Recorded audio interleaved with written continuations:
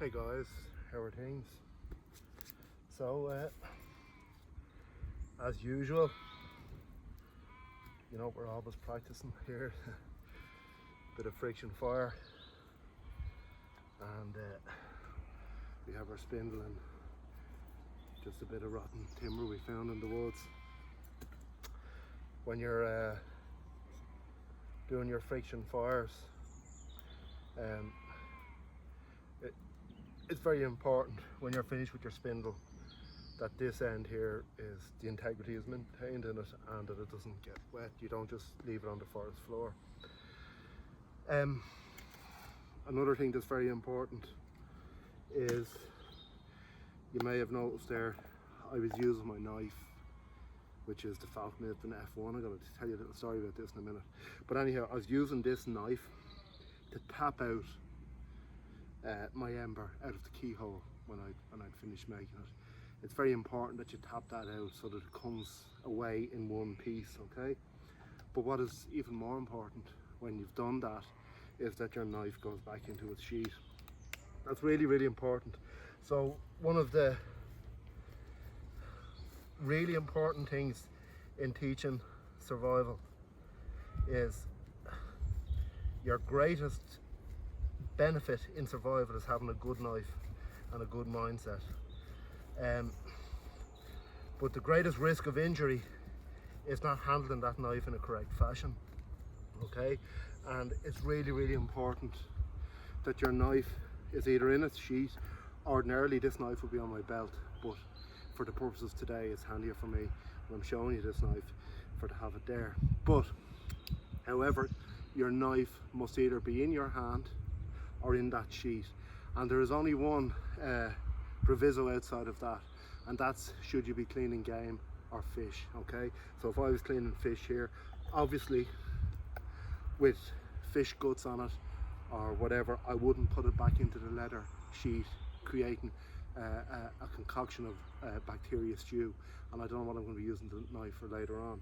So if we're cleaning game, whether it be rabbit, squirrel, deer, whatever, or cleaning fish, our knife does not go back into the sheet until such point in time that we've thoroughly washed it, okay? That's the only time that your knife isn't in your sheet or else in your hand, okay? And in such a scenario, if I was cleaning fish here, I would have a raised platform somewhere that I can put my knife, so that you don't put it down on the ground where you can get excited and move and potentially put your knee on it, which I've seen happen, okay? The knife in question today is a Fällkniven F1. Now, I have a long history with these knives, to the extent I'm going to tell you a little story. And I believe Fällkniven, translated from Swedish, it means folding knife. But the one thing that I do not support is a folding knife. This is a folding knife, a cold steel Recon 1, considered to be one of the strongest locking knives. But here's the thing, it's actually bigger than my Fällkniven F1, okay? But because no matter how strong your folding knife is, because it folds, there is always a risk of it breaking. And you know what? In my school and my school of thought, I teach that a knife should be full tang ideally, and it should be of unbreakable construction, because when the shit hits the fan, that's when we start using our tools as tools rather than very, very precious items. And our fine motor skills.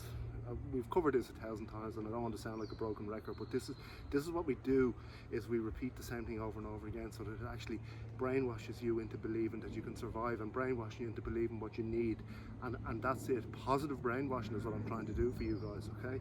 So we have an unbreakable knife. Now, maybe 1996, I bought one of these, the Fällkniven F1, and I bought it as a hunting knife, and a very good hunting knife it was. Alas, I lost it on a Sika trip in Wicklow, not a few miles from here, actually about 3 miles from here over that way. I lost it on a hunting trip, and that was one of the original ones that was made in ATS 34. This is the model that followed that afterwards, and this is the VG10, laminated VG10, and I think they're in a laminated cobalt steel now, and they're also available in a Elmax unlaminated steel. Now, I have done a video on the the other Fällkniven F1, the F1 Pro. But funnily enough, this knife is great, and funnily enough, for some bizarre reason, and I don't know why, the spine on the original F1 is far better than the F1 Pro. In fact, the F1 Pro struggles at striking a ferro rod, where this, as you can see, it most certainly does not. We have a little cotton ball here. So, you know Shane's preferred method, okay? It's plant your hand, draw the ferro rod back, leaving the knife in the one position, and it doesn't drive your tinder all over the place. But you can see that worked quite smartly there. So, stick this back in my pocket. What can I tell you about this knife? It is a full tang, however it's shrouded in rubber. The idea for that, I understand, is that in very cold weather, you've no steel tang protruding. If you grip it, that it could actually freeze to your hand. Okay, it's about a 3.5 inch blade. Okay, and what makes this very different to, and it is a survival knife. It's designed to be the Swedish Air Force survival knife. So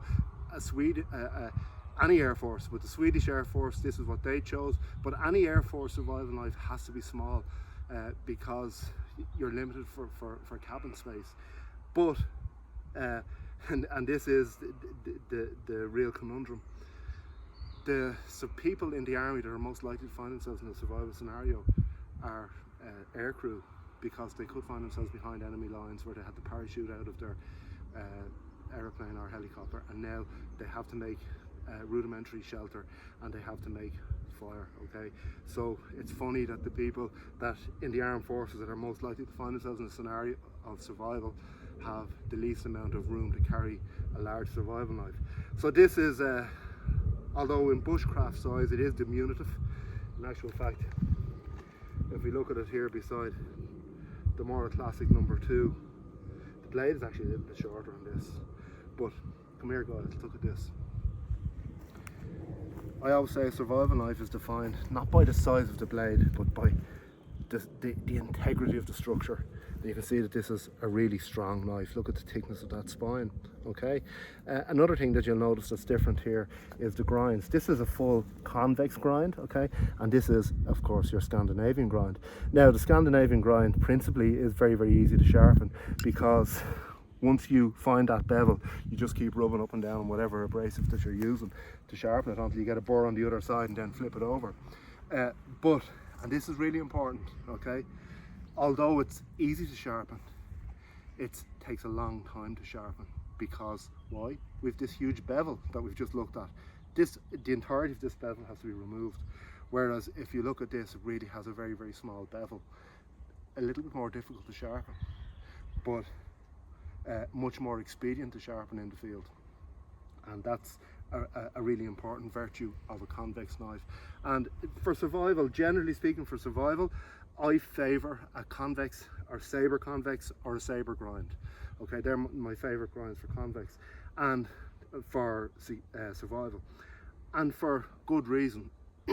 Ultimately, at some point in time in survival, you're going to decide that you want to eat something, and the very top of our pyramid of nutrition is protein. Okay, and protein, if we can get it, we want it, especially if we can tick off hydration. So when we're going after protein, we're going to need a really good knife to process that protein. Now the problem is inadvertently, and these knives can do it, make no mistake about that, but when a full flat Scandi grind meets bone, it inadvertently dints and chips. Okay, this type of a blade profile, the convex, which is what you typically find in an axe head, is much more resilient. However, the steel in this is quite chippy. But I've had this knife for years and I haven't had any chips in it. I think it's a really good knife. It's not fancy. It's, you know, a plastic handle, whatever, but it's the type of thing that you could throw into the dishwasher and run it through a cycle if you've been out deer hunting or whatever. So it's practical, and practical is really important. It's very strong, and I highly recommend Fällknivens. I always did. The one thing that I would say, if you're using a stainless steel, we have to understand that it won't strike any kind of spark off a hard rock, okay? So, you know, we've covered all this, you know, rocks that are over 7 on the Mohs scale, if they come in contact in a percussive way against the carbon steel will generate a low temperature spark. I don't light a lot of fires like that, okay? But here's the thing. If you are carrying a stainless steel knife, and there are fantastic elements about stainless steel if you're doing in a very wet environment like Ireland, or if you're doing a lot of game prep or fishing or whatever, if you just tape a little bit of a hacksaw blade, that length of a hacksaw blade, to your sheet, we now have a carbon steel that will generate those sparks. And what is the weight of that, okay? And I always recommend using something other than your knife for striking a ferro rod anyhow. But I like to have a 90-degree spine, but I still like you to use something that's not sharp on the other end that could cut your thumb, because I've had people on courses and they've cut their thumbs because they're using their knife, and that doesn't happen with a hacksaw blade, and it certainly doesn't happen with, you know, my speedy sharp that I always carry. So guys, I'd like to hear back from you, and of course we have to understand that there are different requirements between a survival knife and a bushcraft knife. So this is our typical fantastic bushcraft knife, which, you know, we covered in the last video, can be used for survival if your skills are on point. But the thing about it is, the grind is probably the greatest grind that we could have if we want to fashion timber, if we want to carve things and make nice things for bushcraft. This is what you want. However, remember what we said, if you're going to be coming in contact with game and cleaning game, which is survival knife, if you find yourself in a survival scenario and you're not cleaning any kind of game at any point, you're not doing too good in the realm of survival. So we want to have a knife that we're going to be cleaning game with. This is fantastic for that. And yet again, not a very large knife. You know, we're back to that kind of approximate tam width kind of stuff. It's very, very thick. In fact, I'll show you, it battens like a little demon, this knife does, because it's thick, like its operator. Okay, so we're close to wrist thick material here, and we'll just... So the thick blade, you don't have to worry about beating down on this knife. It's strong, okay? It can take it. The handle can take it. It's a tough knife. It is designed for this. So we're making our way through some pretty knotty and arduous stuff here, but it'll drive on. Now you can see the check line coming through. You can see how twisty and gnarly that is.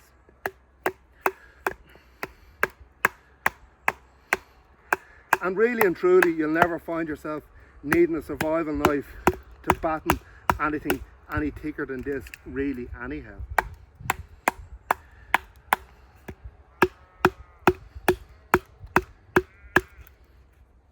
Okay, so we're nearly through there, but can you see what's going on here? This is, if Natalie comes up closer with the camera, you can see that this is quite challenging. It's trying to twist and turn everything. And this is a problem that you'll commonly come across when you're in the softwoods that we nearly always are here in Ireland. Because softwoods, they grow so quickly, they're full of knots.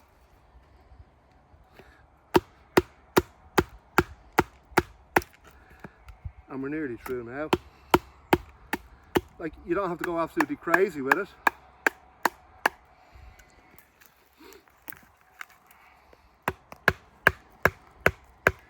So we have that exposed pommel that we can hammer on, which is, you know, you know how I feel about that. I really like an exposed pommel.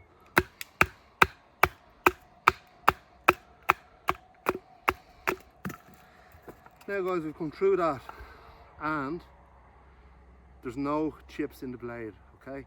Now, I just want you to take a look at this. This is challenging, okay? Look at this, guys.